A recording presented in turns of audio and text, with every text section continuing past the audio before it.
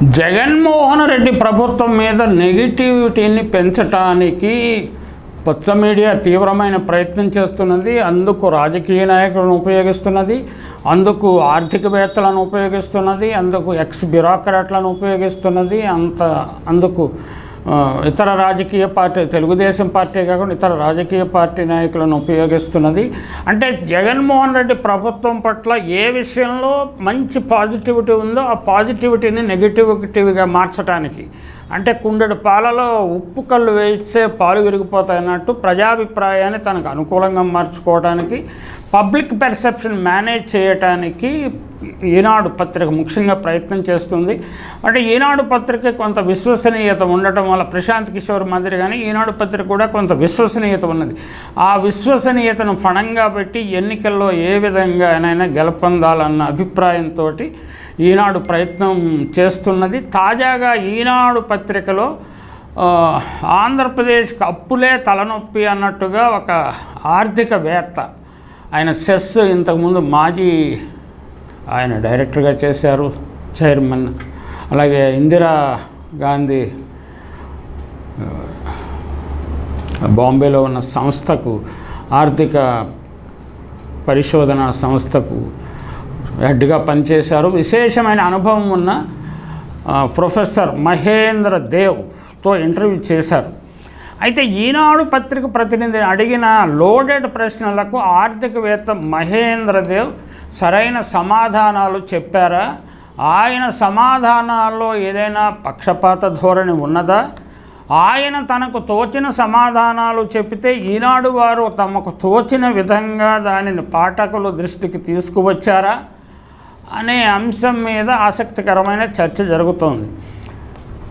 TDP వారు పచ్చ media, పచ్చ మేధావులు చేసిన వాదనలకు అనుగుణంగానే ఇంటర్వ్యూ సాగింది. అంటే లోడెడ్ క్వశ్చన్స్, అంటే అవి ఈనాడు పత్రిక వారు లోడెడ్ క్వశ్చన్స్ అడిగారు. ఆయన ఆకుకు అందకుండా పోకకు పొందకుండా మన అకాడమిక్ మేధావుల అవకాశవాదం మనకు తెలియంది కాదు. ఇది కొత్తగా, నేను దాదాపు 30-40 సంవత్సరాలుగా చూస్తూనే ఉన్నాను. ఇలాంటి వారిని చాలామందిని కూడా నేను చూశాను.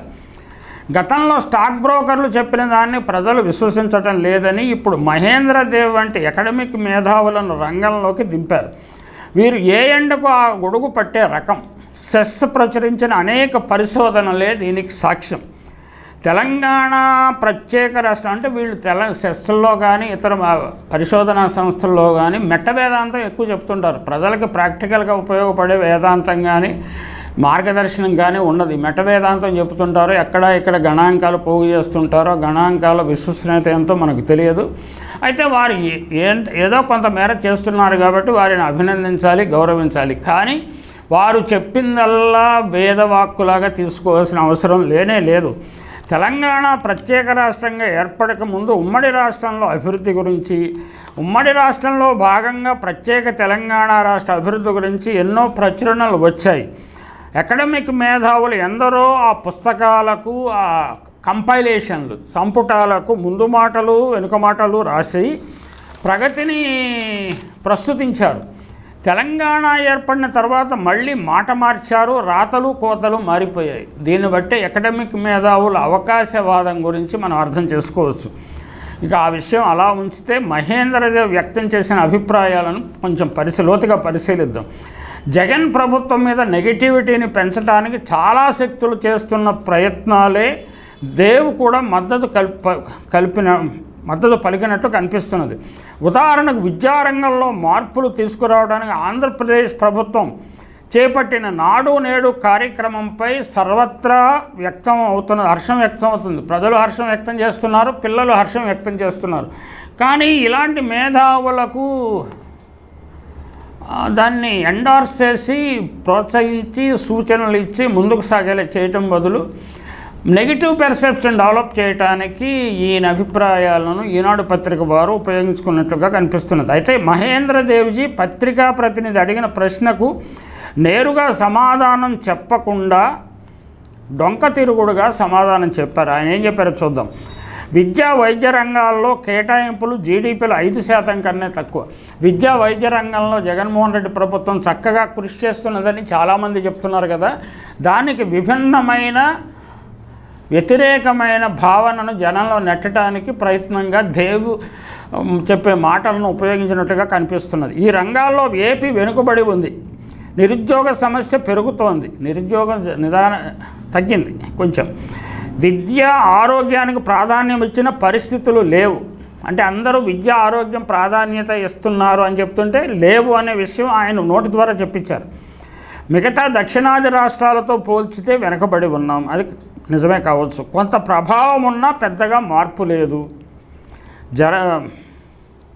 పెద్దగా మార్పులేమీ జరగలేదంట. నాడు నేడు అనేది మార్పులాగా ఆయన కనిపించట్లేదు. టెక్నాలజీని ప్రవేశపెట్టడం స్కూళ్ళల్లో మార్పులాగా కనపట్లేదు. ఇంగ్లీష్ మీడియం ప్రవేశపెట్టడం దేవ్ గారికి మార్పులాగా కనిపించట్లేదు. ఏపీ అక్షరాస్యత 66%. 66 అంటే ఈ అక్షరాస్యత అనేది లెగసీ ప్రాబ్లం, చాలా కాలం నుంచి వస్తున్న సమస్య. ఇది కొత్తగా 4-5 సంవత్సరాల్లో పరిష్కరించే అంశం కాదు. అలాగే ఈయన ఉపయోగించే గణాంకాలు 2011 నాటికి 2021లో ఇంకా గణాంకాలు తీయనే లేదు. కాబట్టి ఈయన చెప్పేవన్నీ పాతకాలపు ఇష్యూసే. అంటే ఎన్రోల్మెంట్ రేట్ ఎంత పెరిగింది, డ్రాప్అవుట్ రేట్ ఎంత తగ్గింది, అలాగే హయ్యర్ క్లాసెస్కి ఎంతమంది వెళ్తున్నారు, హై స్కూల్ విద్య ఎంతమంది ఫాలోఅప్ చేస్తున్నారు, అలాగే అంతకంటే ఇంటర్మీడియట్ విద్య ఎంతమంది వెళుతున్నారు, ఇలాంటి అంశాలను ఏమీ ప్రస్తావించకుండా ఎంత తెలివిగా, అంటే ఈనాడు పత్రికేయుడు ప్లస్ దేవ్ గారు, మరి ఆయన అందుకు సహకరించాడా లేదో మనకు తెలియదు. ఏపీ అక్షరాస్యత 66%, జాతీయ స్థాయిలో అక్షరాస్యత 78%. మనకు కేరళ, తమిళనాడు, కర్ణాటక ఇలాంటి రాష్ట్రాలతో పోలిక పెడుతున్నాడు. నిజానికి చేయాల్సిన పోలిక వేరే ఉన్నది. అంటే నాడు నేడు కార్యక్రమాలు పెద్దగా ప్రభావం చూపలేదు అనటానికి ఈ డేటాను ఉపయోగిస్తున్నాడు. ఈ డేటాని ఇలా ఉపయోగించడంలోనే ఆయన డొల్లతనం, ప్రొఫెసర్ గారి డొల్లతనం తప్పకుండా అర్థమవుతుంది. ఇది నేను చాలా స్పష్టంగా చెప్పదలుచుకున్నాను.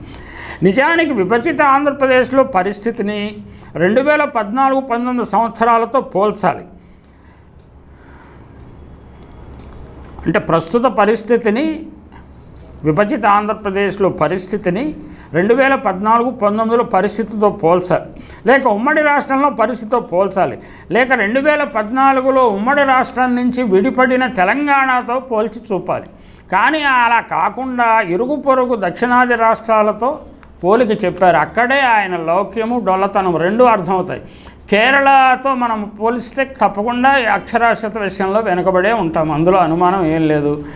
కర్ణాటక కూడా ఆంధ్రప్రదేశ్ కంటే కొద్దిగా మెరుగ్గా ఉండవచ్చు. తమిళనాడు కూడా హిస్టారికల్ ఇది కొంచెం డెవలప్మెంట్, మ్యానుఫ్యాక్చరింగ్ సెక్టర్ బాగున్నది, అక్కడ డెవలప్మెంట్ ఎడ్యుకేషన్ ఫోకస్ ఉన్నది.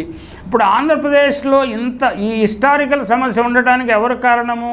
14 సంవత్సరాలు పాలించిన చంద్రబాబు పాలన గురించి ఎక్కడా ప్రస్తావించలేదు. చాలా తెలివిగా ఈ ఇంటర్వ్యూను ప్రచురించారు. అలా కాకుండా ఇరుగు పొరుగు దక్షిణాది రాష్ట్రాలతో పోలిక చెప్పారు. అక్కడే ప్రొఫెసర్ గారి లౌక్యం, పత్రిక వారి వక్రభాష్యం అర్థం అవుతుంది. విద్యా వైద్య రంగాల్లో ఆంధ్రప్రదేశ్లో జరుగుతున్న గుణాత్మకమైన మార్పులను గమనించలేని వారు గుడ్డివారు కానీ, అంధత్వాన్ని నటిస్తున్నవారు కానీ మాత్రమే అలా మాట్లాడగలరు. అంటే 56,000 మందిని కొత్తగా అపాయింట్ చేసి, విలేజ్ క్లినిక్స్ ఏర్పాటు చేసి, మెడికల్ క్యాంపులు ఏర్పాటు చేసి, ప్రజారోగ్యాన్ని మీద పూర్తి దృష్టి పెట్టిన జగన్మోహన్ రెడ్డి ప్రభుత్వాన్ని, లేకపోతే కరోనా సమయంలో దేశంలో కానీ ప్రపంచంలో కానీ ఎక్కడా లేని విధంగా సేవలు అందించిన వాలంటీర్ వ్యవస్థను కానీ ఒక మంచి మాట చెప్పటానికి ఈ అకాడమిక్ మేధావులకు కూడా నోరు రాకపోవడం ఏమిటా అన్నది మనలాంటి వారికి ఆశ్చర్యం కలుగుతుంది.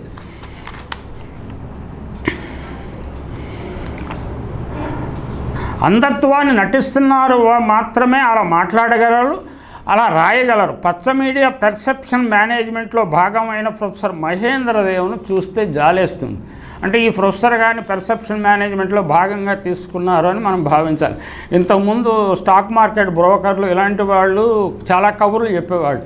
వాళ్ళ నాయకుడిని కూడా రిజెక్ట్ చేశారు. ఇప్పుడు వీళ్ళ భుజాల మీద ఏమైనా చంద్రబాబు నాయుడు మళ్ళీ తిరిగి అధికారంలోకి వస్తాడన్న భ్రమలో వాళ్ళు ఉన్నట్లున్నారు, అది వేరే విషయం. ఇక పోలవరం గురించి అడిగిన ప్రశ్నకు కూడా నేరుగా సమాధానం చెప్పే ధైర్యం ప్రొఫెసర్ గారికి లేదు. దానికి డొంక తిరుగుడు సమాధానమే చెప్పారు. ఆయన ఏం చెప్పారో చూద్దాం.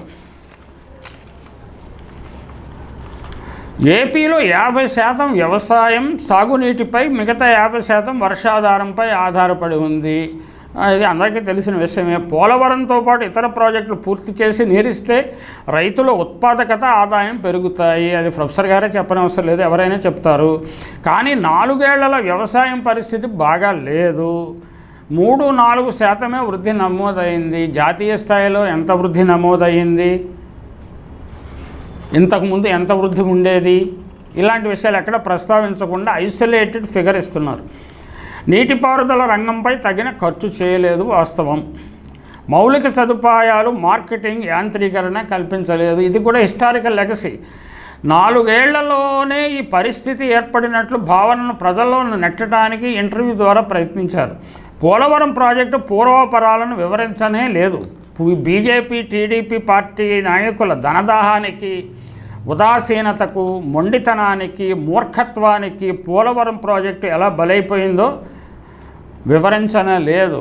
చంద్రబాబు తొందరపాటు ప్రచార యావ వల్ల పోలవరం ఎలా కంగాళీ ప్రాజెక్టుగా అయిందో కూడా ఎక్కడ ప్రొఫెసర్ గారు అంటే అంత అకాడమిక్ మేధావులకు అంత ధైర్యం చేయలేరు.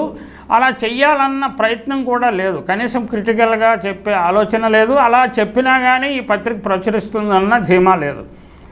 పోలవరం ప్రాజెక్ట్ అథారిటీ చంద్రబాబు చేసిన మోసం తెలుగు ప్రజలకు ఇప్పుడిప్పుడే తెలిసి వస్తున్నది. ప్రొఫెసర్ గారు ఇంకా ఏం చెబుతున్నారంటే, సంక్షేమ పథకాలు ఉండాలి, కానీ అభివృద్ధి సంక్షేమం మధ్య సమతుల్యం అవసరము. ఆర్బీఐ లెక్కల ప్రకారం అప్పులు జీఎస్డీపీలో 33% చేరాయి. కార్పొరేషన్ల గ్యారంటీలు అన్నీ లెక్కిస్తే మొత్తం 10 లక్షల కోట్లని, ఓ లెక్క ప్రకారం 14 లక్షల కోట్లు అని కూడా అంటున్నారు.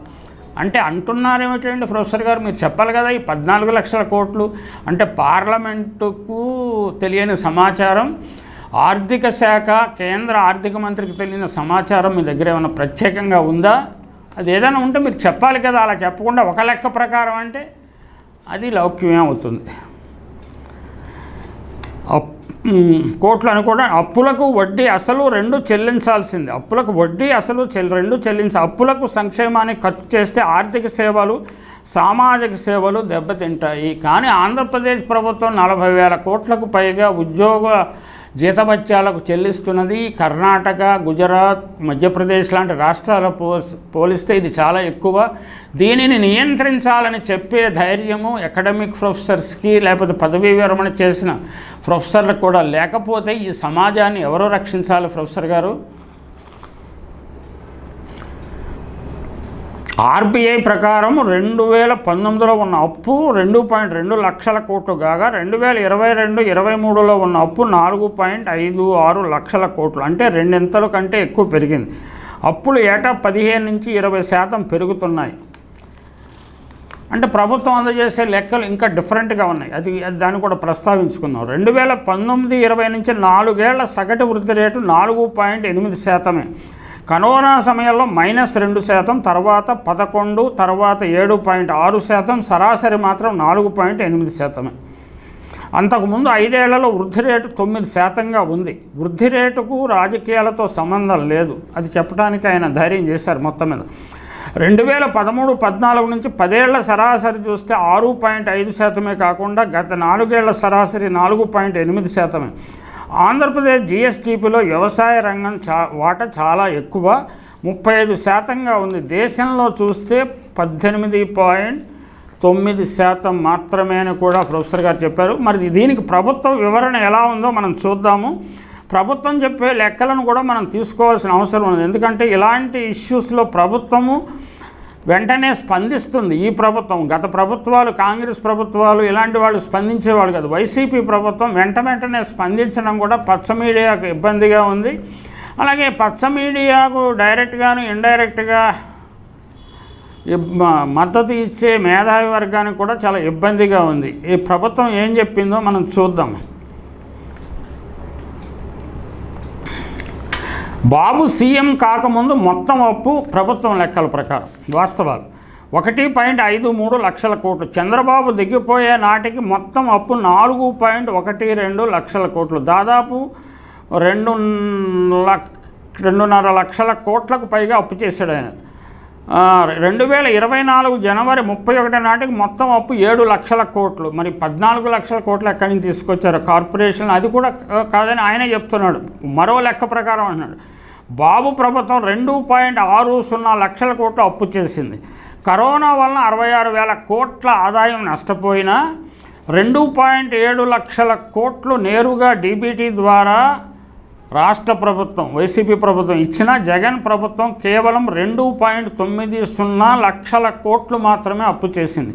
చంద్రబాబు హయాంలో అప్పుల పెరుగుదల రేటు 22%, జగన్ పాలనలో కేవలం 12%. మరి ఇదేదో 15% అని నేను చెప్తా ఉన్నాడు. 15 నుంచి 20% చొప్పున పెరుగుతున్నాయని మహేంద్ర దేవ్జీ చెప్పారు. పరిమితికి మించి 5 ఏళ్లలో బాబు మొత్తం 37,354 కోట్లు ఎక్కువగా అప్పు చేశారట. కానీ జగన్ ప్రభుత్వం పరిమితి కంటే 366 కోట్లు తక్కువ అప్పు చేసింది.